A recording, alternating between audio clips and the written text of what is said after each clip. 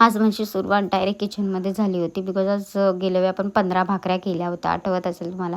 त्याच परत कराव्या लागणार होत्या, पण थोडंसं नशीबने साथ देऊन आपलं काम दुसऱ्यावर गेलं. ही माझी चुलत बहीण आहे. ही बोलली चल तू उठ, मी करते. नंतर म्हणली ठीक आहे, चुलत बहीण असल्याचा एक फायदा पण होतो, एक काम वाचलं सकाळ सकाळी असं बोलूया.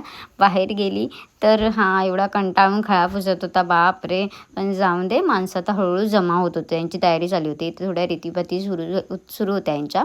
आणि आम्ही वडे वगैरे करायला बसलो होतो. थोड्या वेळाने हे लोक चिकन वगैरे आणायला गेले, त्याहून चिकन वगैरे करणार होते. आणि ते काय दुपारचं जेवण वगैरे करून सर्व जेवण वगैरे नवरीला रिटर्न घरी पाठवायचं होतं. ते सर्व पाठवून मला वाटतं आज ते 11 वाजता वगैरे येतील. आता इथे चिकन वगैरे यांचं होत होतं आणि मग संध्याकाळ झाले, सर्व गेले वगैरे. आम्ही थोडं झोपून वगैरे आराम करून संध्याकाळी उठलो.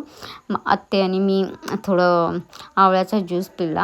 आत्ते बोलली चल कोण नाही आहे तर तुझी नजर काढून घेते. बाय बाय फ्रेंड्स, उद्या भेटू.